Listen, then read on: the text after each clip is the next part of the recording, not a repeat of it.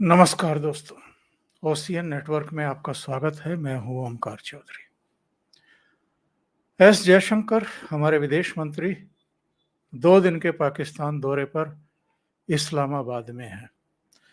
वहां SCO summit चल रही है।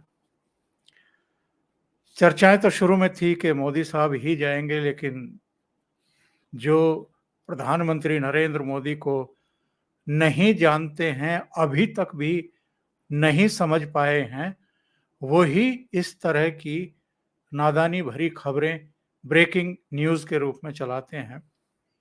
लेकिन ना नरेंद्र मोदी को जाना था और ना वो गए।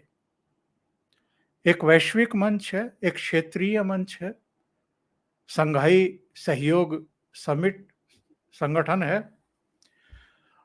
इसमें जाना भारत की अपनी एक कहना चाहिए कि एक जिम्मेदारी है, एक जवाबदेही भी है, और जो मुद्दे हैं उनको वहां उठाने की भी एक जिम्मेदारी बनती है।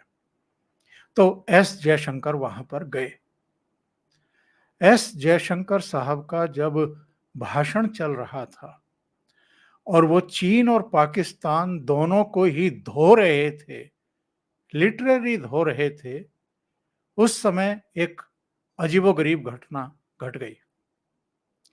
और ये घटना थी, उनका लाइव प्रसारण रोक दिया गया। पाकिस्तानी टेलीविजन चैनल उसे रोक करके बैठ गए।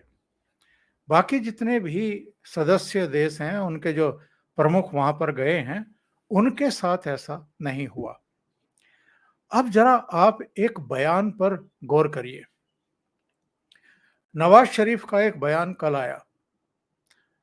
उन्होंने कहा कि प्रधानमंत्री नरेंद्र मोदी अगर इस्लामाबाद आते तो अच्छा होता। उन्होंने एक और बयान दिया।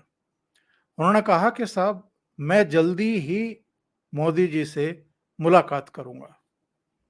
अब वो मुलाकात कहाँ होगी, किन संदर्भों में होगी, किस कैपेसिटी में नवाज शरीफ प्रधानमंत्री मोदी से मिलेंगे, मोदी उनसे मिलेंगे कि नहीं मिलेंगे, क्या वो दिल्ली आकर के मुलाकात करेंगे, क्योंकि प्रधानमंत्री मोदी तो इस्लामाबाद जाने से रहे।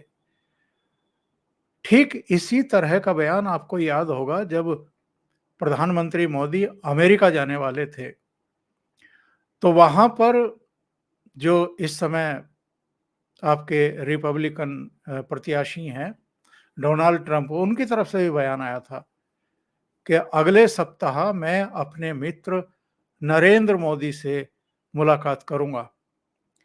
उनको लग रहा था कि नरेंद्र मोदी अगर अमेरिका की यात्रा पर आ रहे हैं, हालांकि अमेरिका की यात्रा पर वो कोई बायलैटरल टॉक्स करने के लिए तो गए नहीं थे, या उनकी कोई आधिकारिक यात्रा तो अमेरिका की थी नहीं।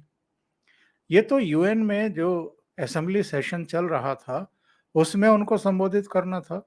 लगे हाथ उन्होंने न्यूयॉर्क में जो भारत वंशी हैं या जो भारतीय मूल के नागरिक हैं, उनको संबोधित करने का कार्यक्रम भी कर लिया, और वहाँ की जो टॉप कंपनियां हैं, टेक कंपनियां हैं, उनके सीईओ से भी एक महत्वपूर्ण मीटिंग रख ली।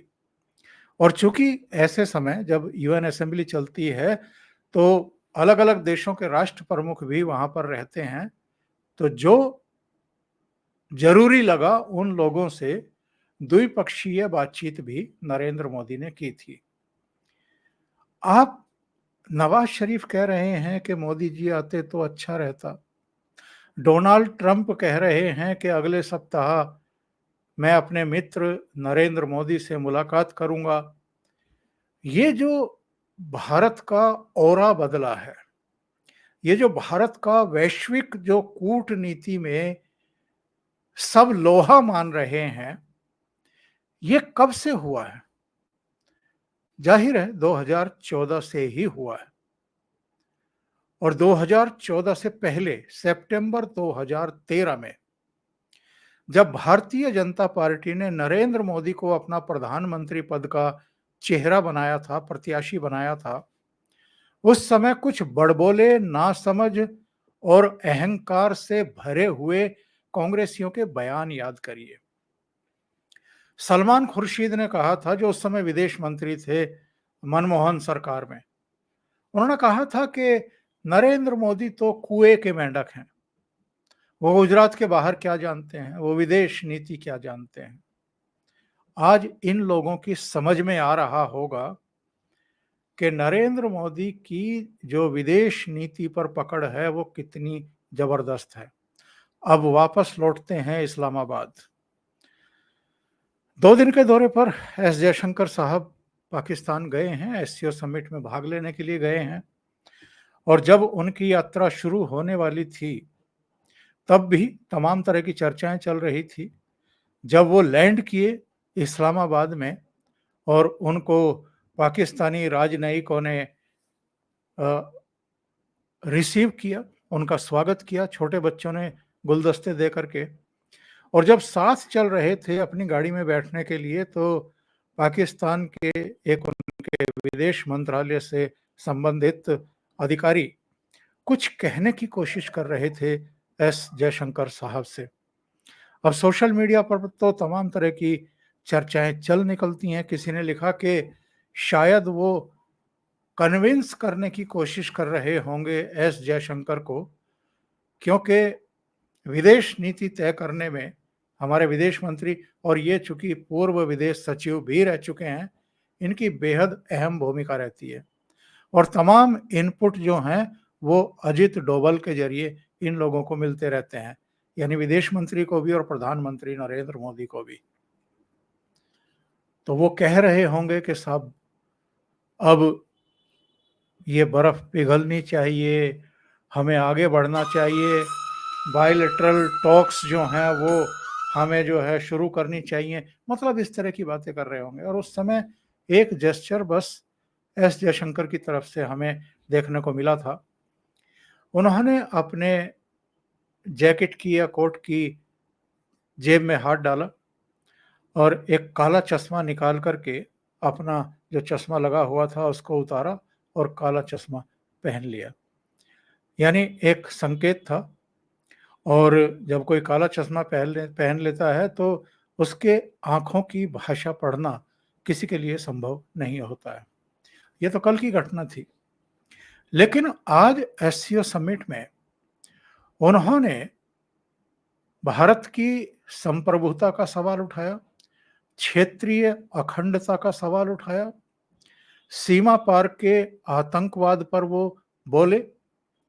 और उन्होंने ना तो पाकिस्तान का नाम लिया ना चीन का नाम लिया, लेकिन सीधे सीधे शब्दों में ये बात कह दी जो भारत पहले भी कहता रहा, उसको फिर से अंडरलाइन कर दिया।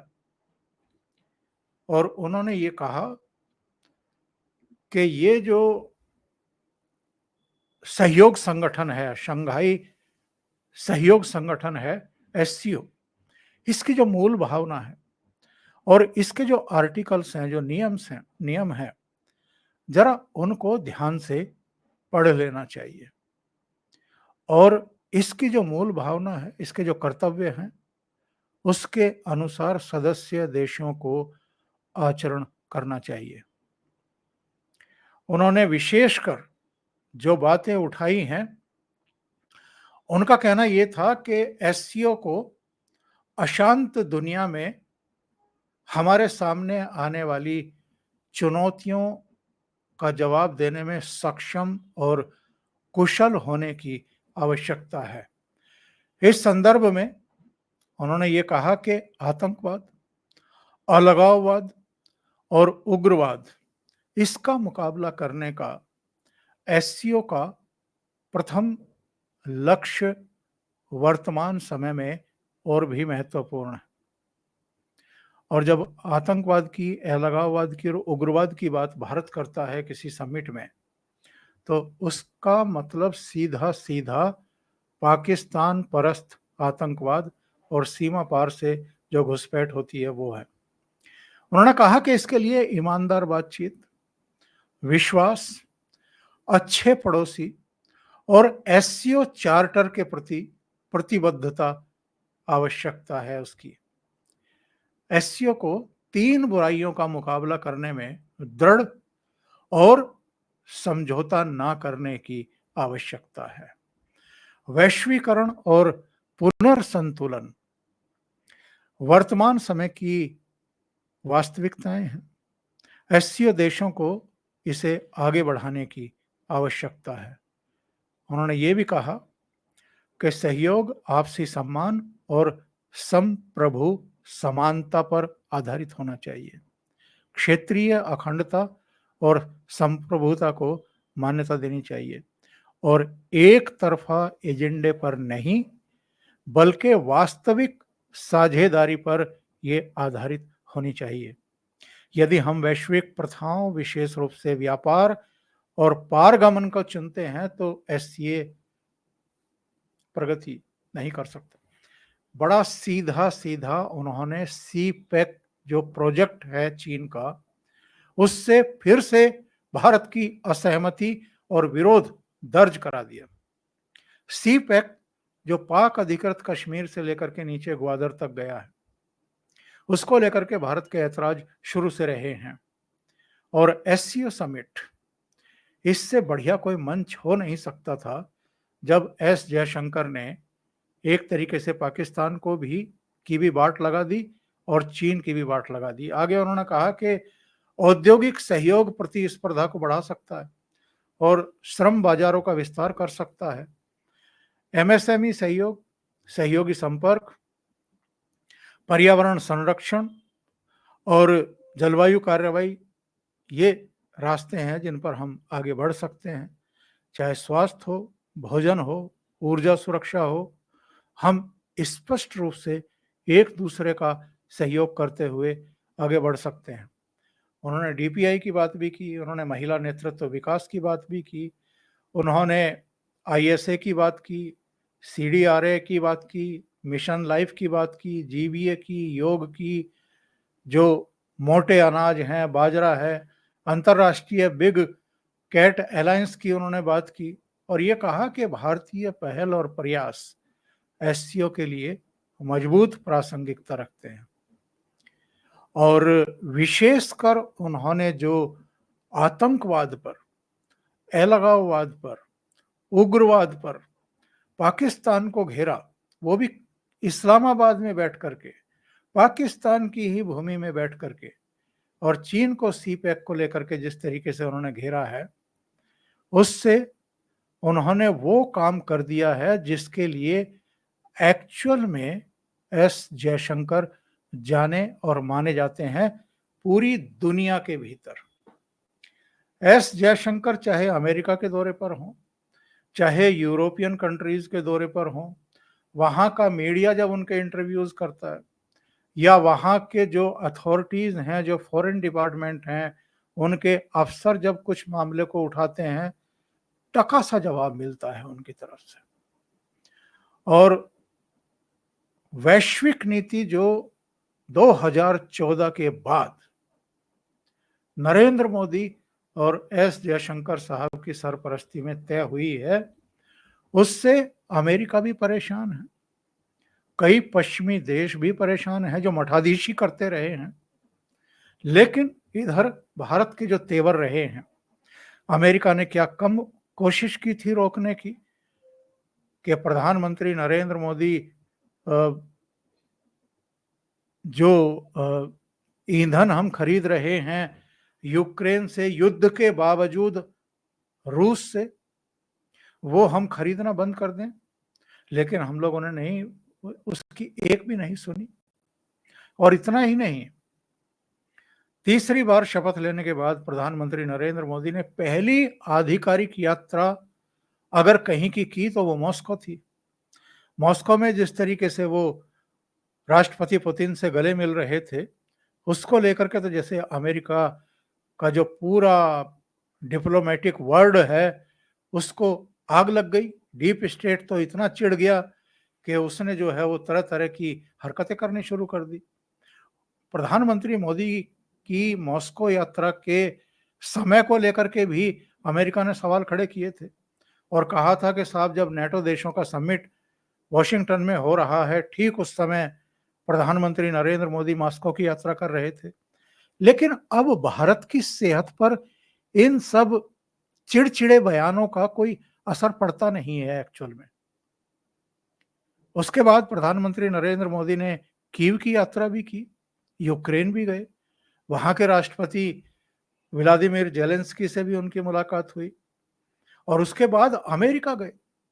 अमेरिका की धरती से न्यूयॉर्क में 25,000 भारतीयों को संबोधित करते हुए उन्होंने सीधे सपाट शब्दों में ये बता दिया अमेरिका को कि भारत अब पिछलगू नहीं है, वो अब नेतृत्व करता है और दुनिया के सामने जो भी समस्याएं हैं उनके समाधान में भी जहां-जहां क्राइसिस आते हैं वहां आगे बढ़कर के सहयोग और मदद करने में भी भारत सिरमौर भूमिका निभा रहा है। अगर सीधे-सीधे मैं कहूं तो जो संयुक्त राष्ट्र जैसी संस्था का फेलियर है, दुनिया भर की समस्याओं को समझने में, समय रहते उनका समाधान करने में और उसके लिए उपाय करने, प्रयास करने में भारत ने संयुक्त राष्ट्र संघ को भी अलग-अलग समय पर एक्सपोज किया है। एस जयशंकर साहब ने तो साफ तौर पर कह दिया था यूएन असेंबली को संबोधित करते हुए कि कोरोना काल में पूरी दुनिया कराह रही थी, संयुक्त राष्ट्र संघ कहाँ था उस समय? संयुक्त राष्ट्र संघ ने क्या किया उस समय? और इसका जवाब किसी के पास नहीं है, संयुक्त राष्ट्र संघ में भी नहीं है। और अब तो स्थिति ऐसी आ गई है कि भारत जो है 5th लार्जेस्ट इकोनॉमी है, 2-2.5 साल बाद, 3 साल बाद 3rd लार्जेस्ट इकोनॉमी बनने वाला है। हम जनसंख्या, आबादी के लिहाज से इस समय दुनिया के सिरमौर हैं। तो ऐसे में आप यूएनएससी में, सुरक्षा परिषद में भारत की कोई भूमिका ही ना देख रहे हों, ये कैसे हो सकता है? और जिस तरीके से जो साउथ ग्लोबल है और जो देश है, जो वर्ल्ड है, उसका नेतृत्व इस समय भारत कर रहा है। लगभग 100 ऐसे देश हैं जो इस समय भारत के साथ खड़े हुए हैं।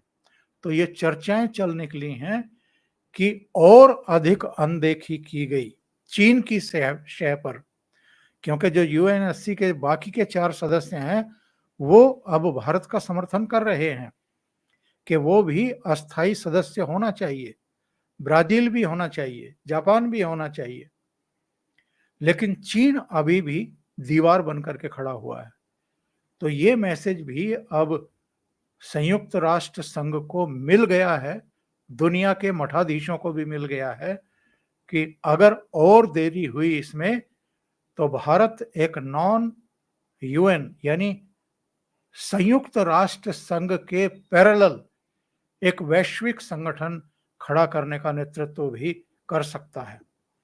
इन स्थितियों परिस्थितियों में इस्लामाबाद में हमारे विदेश मंत्री ने जो हुंकार भरी है, जो फटकार एक तरीके से लगाई है पाकिस्तान और चीन दोनों को एक साथ, और वो इसलिए भी ज्यादा महत्वपूर्ण है कि एक दिन पहले चीन ने पाकिस्तान की धरती से ही कश्मीर को लेकर के कुछ बदजुबानी की थी, तो उसका जवाब तो देना ही था भारत को और एस जयशंकर ने उसका जवाब दिया वहां और श्रीनगर में शपथ ग्रहण करके उमर अब्दुल्ला ने दिया यहां। अभी के लिए इतना ही, बहुत बहुत धन्यवाद। अगर आपको ये चैनल और इसके कंटेंट पसंद आ रहे हैं तो लाइक करें, कमेंट करें, वीडियो को शेयर भी करें।